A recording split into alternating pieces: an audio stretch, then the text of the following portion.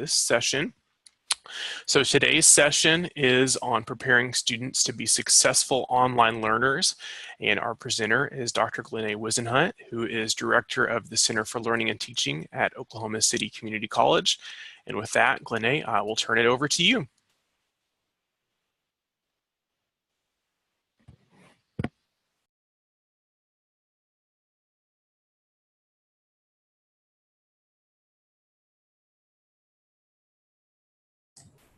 Kyle, it's telling me I can't share my screen. Let's see. Just one sec. We can fix that. Okay, that should work.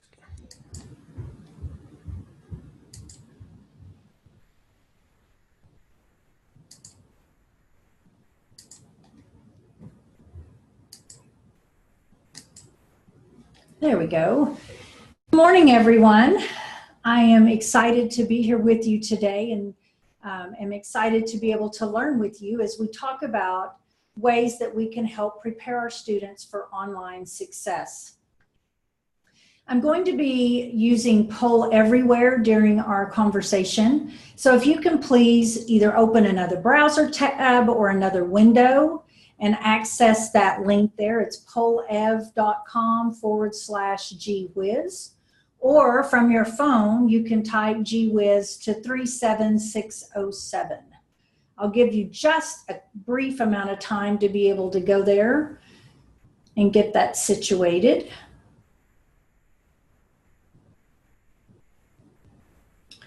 While you're getting that set up, I'll tell you a little bit about myself. I work in the Center for Learning and Teaching here at OCCC, and I've been here for about 9 years. And in that process, when I came to OCCC, we were really beginning to take our first steps as an institution, to really become very proactive in meeting our online students' needs. What did that look like? Well, it began with writing some expected practices and best practices for instructors.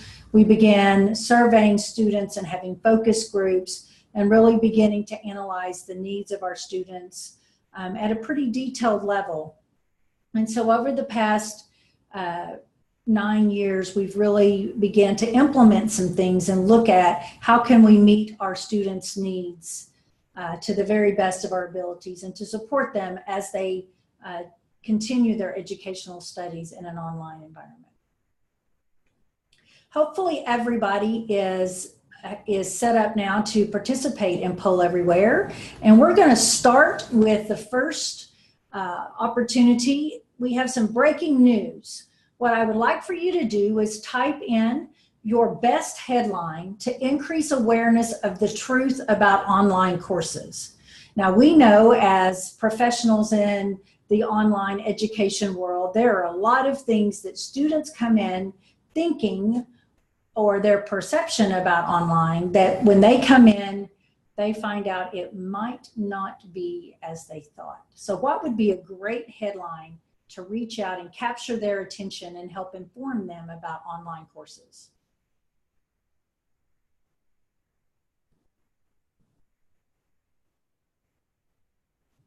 Online courses, not Twinkie courses. Nice.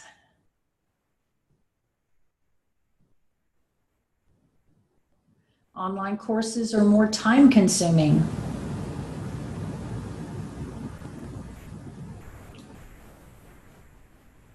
Students discover online courses actually not easier.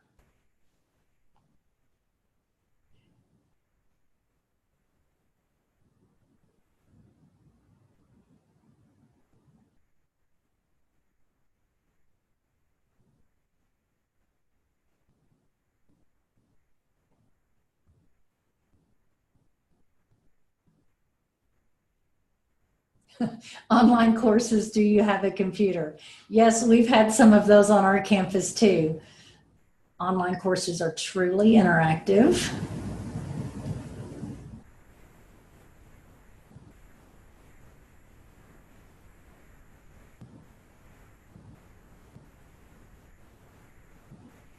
Oh, I can can see we have a nice creative group. These are great headlines. We do know that students sometimes come in and they do think it's just going to be the old-time correspondence course, right? I can log in whenever I want to. I can work when I want to work. I can take my course in a weekend and be finished. And we know that in reality, that's not the expectations that we have for our students, nor is it the expectation of the state regents or the Higher Learning Commission. However, we have this problem with our students when they come in, they realize that it is not what they expected. When they fall into the world, they actually are beginning to try to solve a mystery. They're going, it's not what I thought it was, but what is it? What is it that I'm expecting to do? Where do I find my online course? My instructor wants me to email them, but how do I do that? And so they began to work to put the pieces together to solve the mystery that sometimes they feel they're being presented with. So where we begin working to design online courses, we realize that it's about managing expectations. And one of the industries, in my opinion, that has worked hard to manage expectations is the airline industry. Now, I know we all have those stories, right, about online experiences or airline experiences where planes are delayed. You know, we hear those news stories that happen from time to time. But if you think about it, in a lot of ways, there are many airlines that have worked to manage our expectations. I think they got tired of the scenes that would play out over and over and over again. My flight is delayed by how much time? I'm here, I've gone through security, and now I have to sit with you and wait for how many hours? They got tired of that, and so they began communicating in advance. You know, if you've flown, you can get those text messages or emails telling you if your flight is on time, when, if it's delayed, what the anticipated delay is. Now, those things still may change as weather and mechanical issues occur, but they're still working to manage those expectations. However, we know that if you're flying for the very first time, that can all be a little daunting. Even though they can text message you or email you in advance, a rookie flyer really would benefit from having somebody walk along beside them to help them through that, to help them through knowing how to check their bags, or if they even need to check a bag. It even goes back all the way to packing. What are the things that I can pack in my bag to carry on? What are the things that I need to check? How do I go through security? What are the things I need to think about as I go through security? On and on and on and on and on. It helps to have that guide. When we think about our online students, those same things are true. When students expect for online courses to be easier, they expect to complete their course in a weekend. We realize as instructors, that's not a reasonable expectation, but our students do not realize that that's not the world in which they are preparing to enter.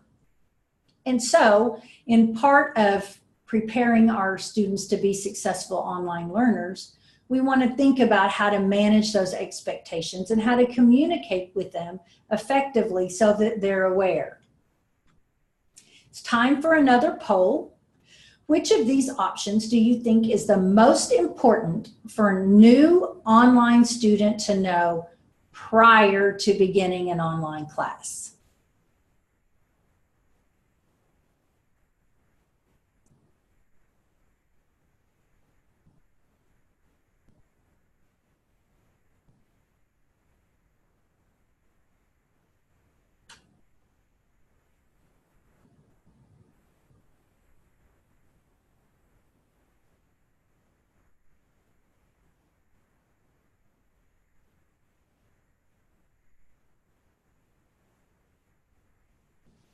All right, it looks like time management expectations is a big one.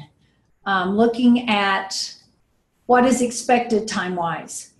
What is a rule? How do you communicate that to your students when you are communicating with them in your classes? What is it that you tell them?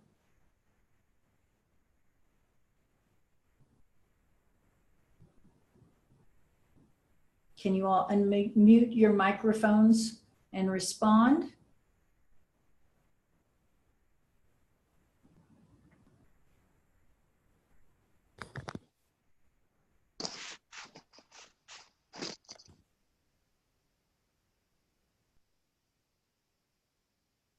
Okay, when we talk about time management expectations, you really want to think about those standards as far as the amount of reading time, that they also need to be online completing activities, and even the expectation that they need to purchase a textbook and they're going to be expected to read it. That also goes into those time management expectations, and that they know they need to log into the course multiple times throughout the week.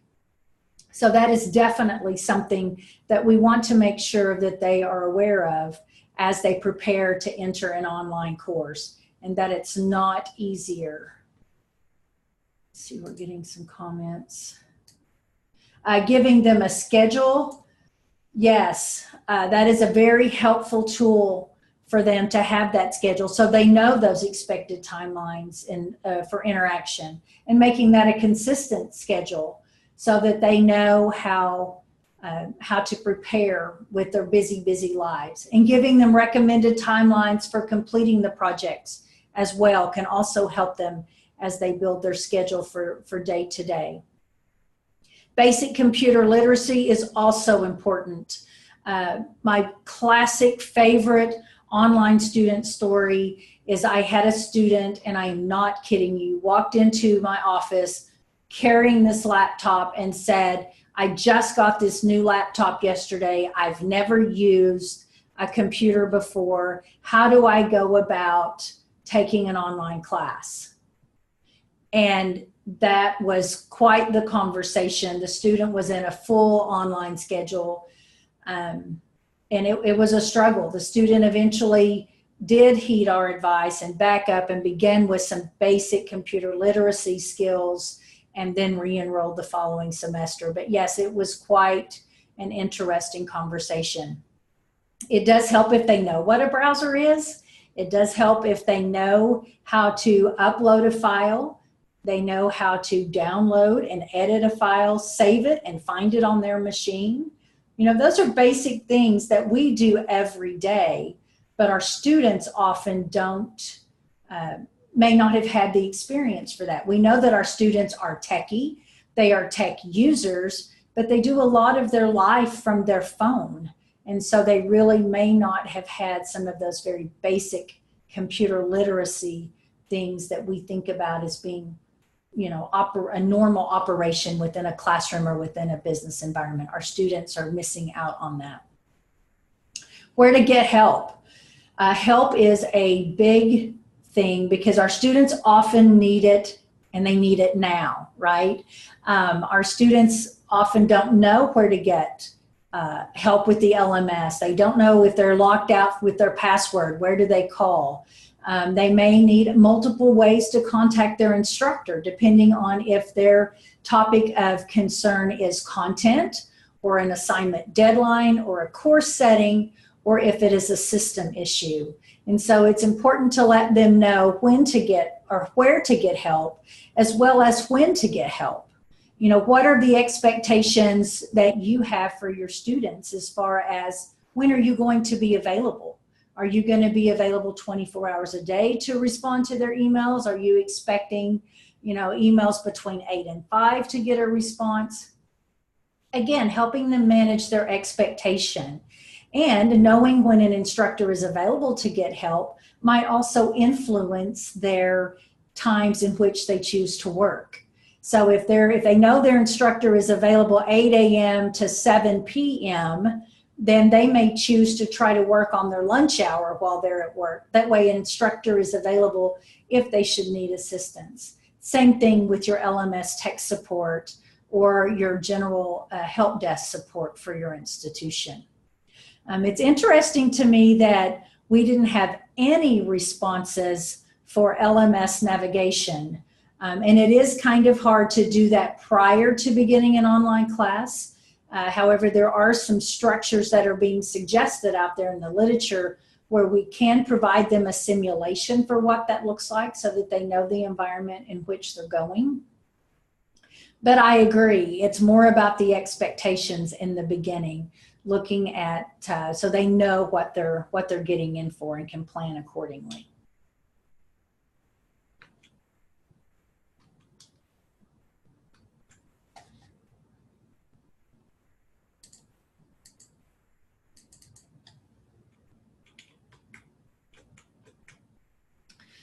It goes back to knowing thyself, right? We want our learners to know who they are. And so sometimes a pre-assessment can work very well, just a simple self-assessment.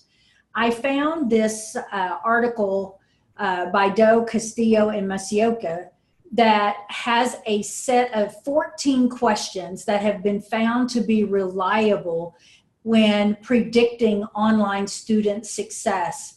As far as self-assessment questions, I thought I would provide this resource for you all because it's a nice, very brief, very simplistic set of questions that helps a student really begin to do some self-analysis about, am I really ready to be an online student?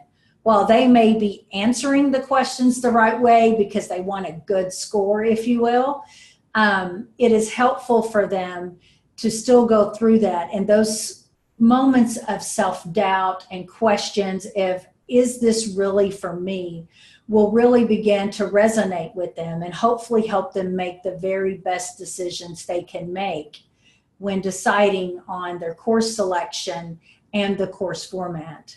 There are times when I get the opportunity to visit with students about whether or not to choose online courses.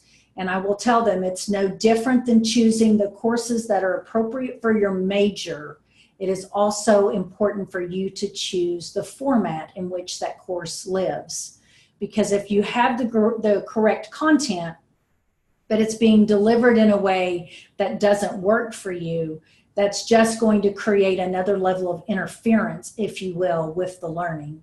We want to make sure that we're aligning the way that the instruction is being presented as well as the content when we're advising students and helping them as they continue to increase their knowledge along their path of learning.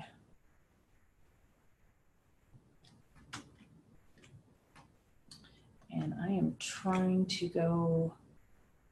Okay, and some of you have already gone, good. The importance of the order of significance for preparing an online learner. The self-assessment is first. By far, we talked about that a little bit. The tech assessment, yes, they need to know what things are needed. They need to know that they need to have Adobe Reader available. They need to know that they need to, what browsers they need to have. Any other plugins that they may need for their browsers that they're going to be using. So they need to be able to know how to do that. And if they're lacking in those skills, where they can go to get a mini course, where they can go in and get some assistance. And it may be that you want to think about on your campus having some areas available for them to come in and get just a small tech tutoring session. They may be well on their way, but there may be a couple of skills that maybe it's the verbiage in the question that they don't know. Maybe it is, they're just missing this one piece. I know how to do all of these things, but if you could help me with this other piece, that would be great. On our campus, one of the things that we have for our students, we're very fortunate, we have Office 365 that is available for all of our students, which is a wonderful resource. It is a great benefit to our students and our faculty as they work to demonstrate their learning. But the download process and the access of Office 365 is sometimes a bit confusing for them.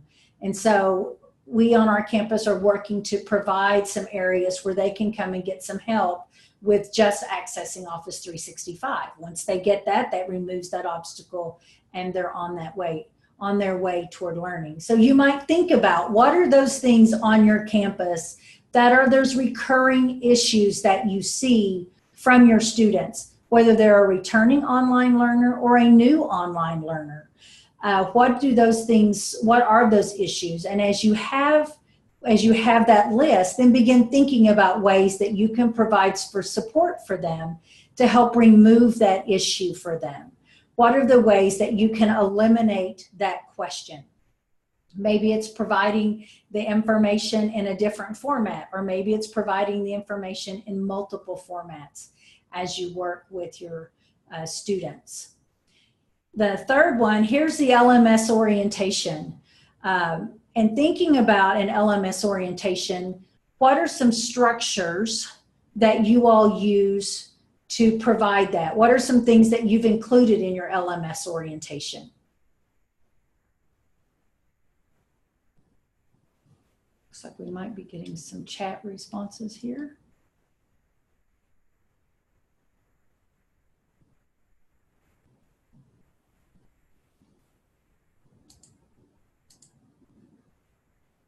Automated tutorials are very good, yes.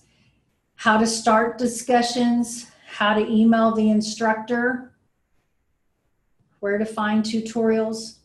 Yes, all of those things will be very good, as well as general navigation.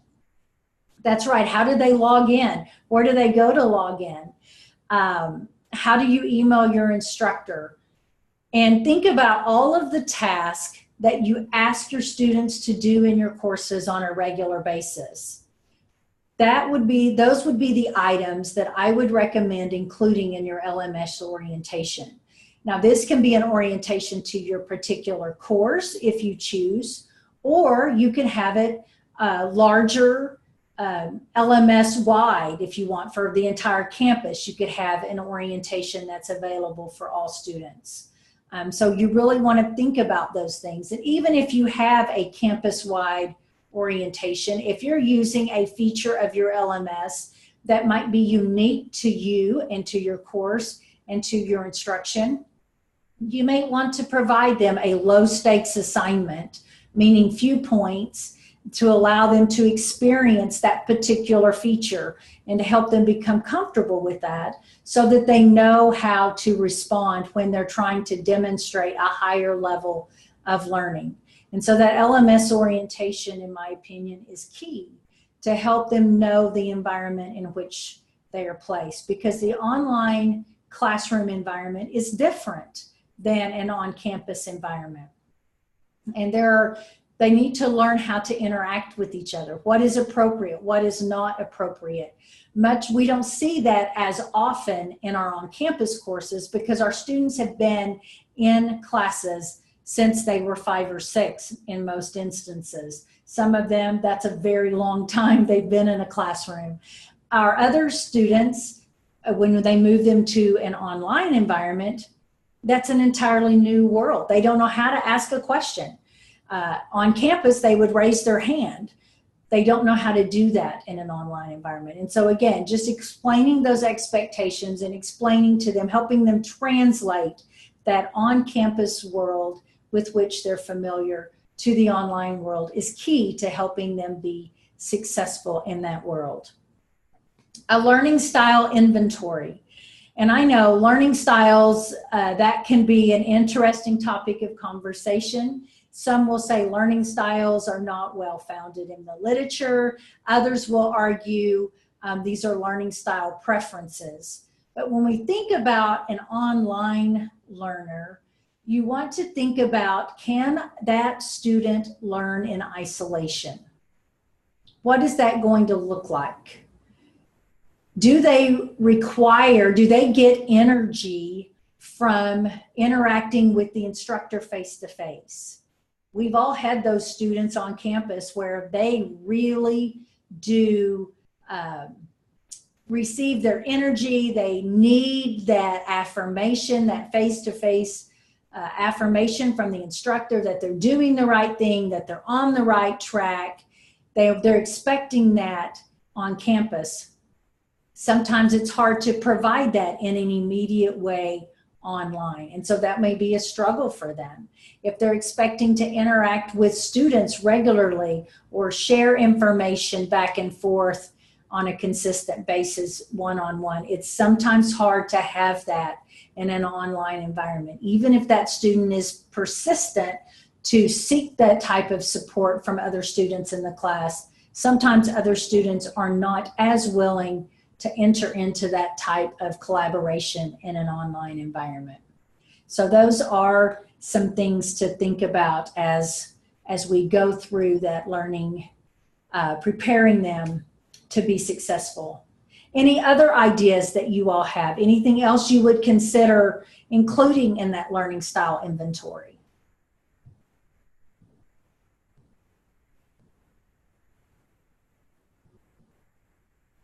Another thing that I don't believe I specifically mentioned is reading online. Are you going to be comfortable learning basically from a text mode?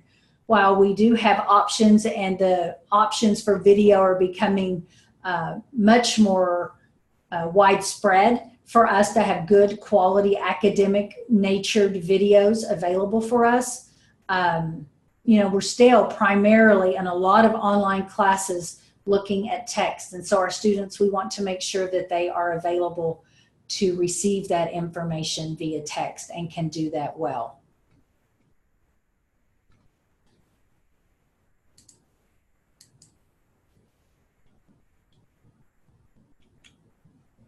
So some things that we know about successful online learners is that they are self-motivated and self-disciplined. They don't need a constant reminder from the instructor that an assignment is due today. They know what they need to be doing and they take care of it. Self-disciplined means you don't have that accountability to be in class at 9:30 on Tuesday mornings. You don't have that built-in accountability with that instructor. So they're going to have to carve out that time consistently in their own schedule without someone there monitoring them, if you will. They're going to need that time, and that helps if they can do that on their own without a lot of external supports there. They need to be able to communicate well in writing. Well, every online class I have taught, I've had to include a little bit of how to communicate with your instructor and fellow students in a written form. It's not a text message. I'm sure some of you have experienced that as well. We want them to be able to communicate their thoughts well in writing. I'm willing to forgive some grammatical issues or punctuation issues as long as I can understand exactly what my students, where their concern lies and how I can assist them. They need to have some critical thinking skills. If something's not working, why is it not working? What are some problem-solving things that I could do to try on my end before I reach out for some assistance? If they are able to troubleshoot some things on their own, that helps reduce their anxiety. And it also helps give them a feeling of empowerment to help them feel more confident as they continue to learn in the online environment. They also need to have access to the technology and know how to use it. We've already talked about that. And again, comfortable learning without the direct influence of the instructor. Those are some characteristics that we find in our successful online learners. While we're talking about the characteristics of online learners, we want to make sure that once they begin their online journey, once we've done a good job of preparing them and helping manage their expectations, we want to make sure that once they get into their course, they have a trail that is clearly defined for them, and we've prepared them for that. If we have an online orientation that is teaching them how to respond to discussion forums, and we give them blogs to post in, again, we've prepared them for something they're not going to see. So we want to make sure we're preparing them for the path that's been laid out for them. Also, there is no substitute for good course design. When our students enter a class, and they have those signposts that are there that are helping them know how to navigate from point A to point B, that is going to be very helpful for them. And again, help increase their self-esteem, their self-confidence, and hopefully increase their success in your course as they continue to work along their online journey in your course to master that course content. We know that our students can only handle so much information in their brain at one time.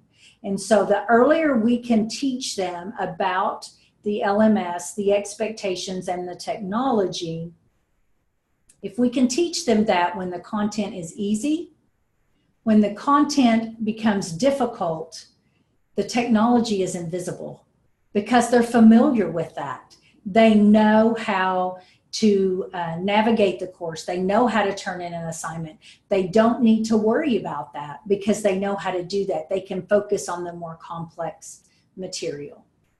You can equate that to driving to a new location. Once you drive to a new location, when you're driving there for the very first time, you're very aware of all the signs and the exit numbers and the GPS navigation voices that you're hearing from your phone or your GPS. However, once you become very familiar with that route, you don't think about which exit number or where you're going to exit. You just know you can do things almost on autopilot, as scary as that sounds.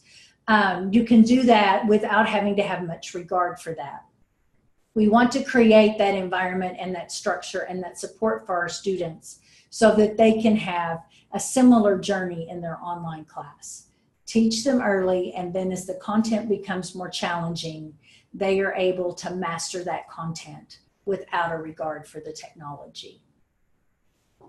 And when they do that, we've helped manage their expectations. We've helped them develop the skills. We've helped them develop an awareness of themselves and the ways that they learn best. We've helped them give them the information that they need to be able to balance their schedule, to allow them to have the time that's expected for their courses, to hopefully allow them to have a successful online journey and be a repeat online student in the future days ahead. What questions do you all have, or things that you have done and found successful in your courses or in your on your campuses?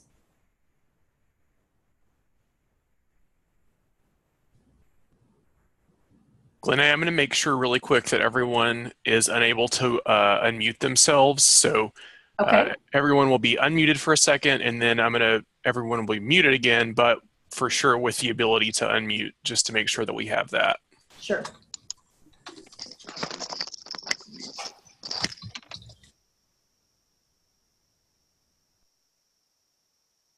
Okay, so anyone who would like to use audio for a question, you do have the ability to unmute yourself. And I did have a question in the chat about how long should an online orientation for students be? That is, are you thinking about, it depends on if you're talking about a course-specific orientation or a more system-wide orientation. I would think when you look at the length of it, I would look at the content that's being shared, as well as that expectation. So for example, in our online orientation to our LMS, we also include some things about time management. We do a little bit of myth busting, if you will, about, yes, you have to have a textbook. And so we do some of those things. We also talk about managing the resources and knowing where to get tech help. Our orientation right now is about 15 to 20 minutes, if I'm recalling correctly. That's about the amount of time it takes our students to go through that. But we are continuing, we're even going through it right now, continuing to revise and modify and making sure that we're providing the information in as succinct a way as possible. And so that's kind of the format that we use. We were fortunate enough that we were able to get an orientation from another institution. They just gave us an LTI and we inserted that and then began modifying it for our own purposes.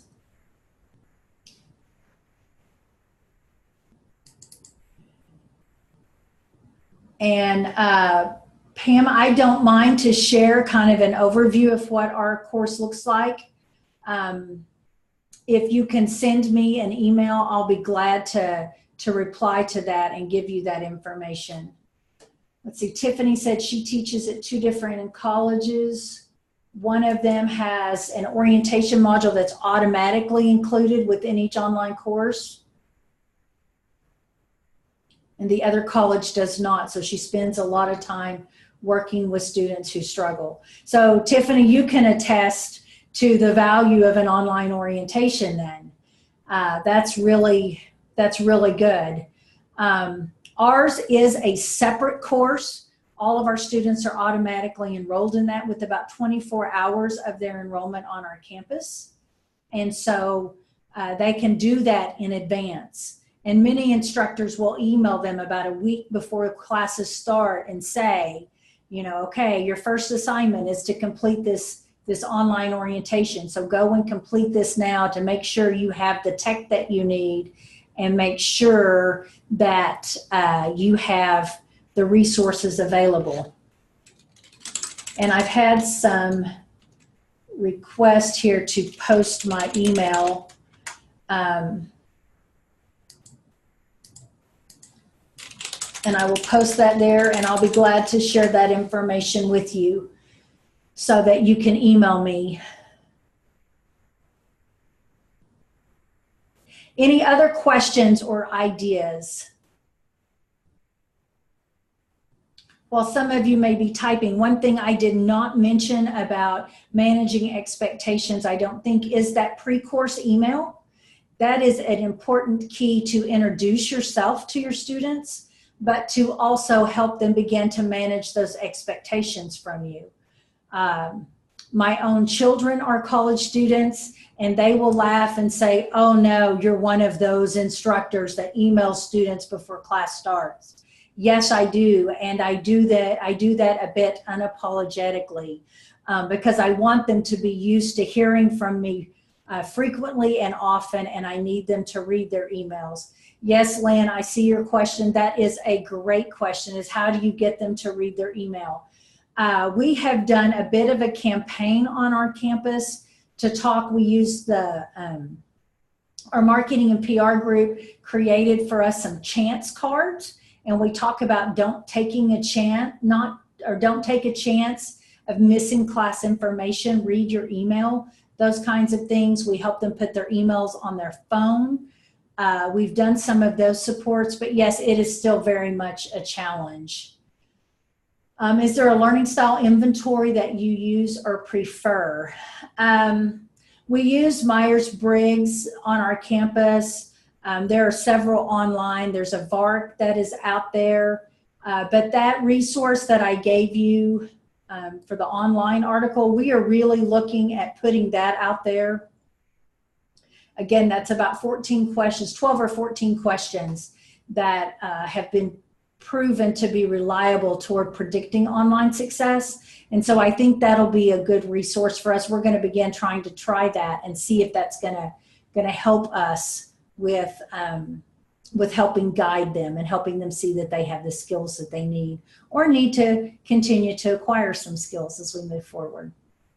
So that one would be particularly, Tiffany, toward online learning.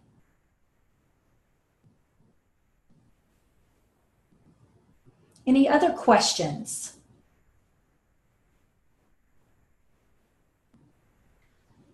Okay. Well, if nobody has anything else today, I want to thank you, Glenne, for another fantastic presentation. This is great information, and once again, this will be posted as a recording on the Summit website, onlineexcellence.onenet.net, on the group's Facebook page, and also on the Learning Innovation Summit YouTube channel. I know that there are many people who are not able to join the live sessions because of other commitments, meetings, classes, all the things that we all have to do on campuses. So please feel free to share this with your colleagues, and I hope that we'll be able to spread this message even farther than just today's live session. So thank you again, Glenne, and tomorrow is our last live session of the summit, so I hope that everyone will be able to join us for that as well. And everybody have a great rest of your day.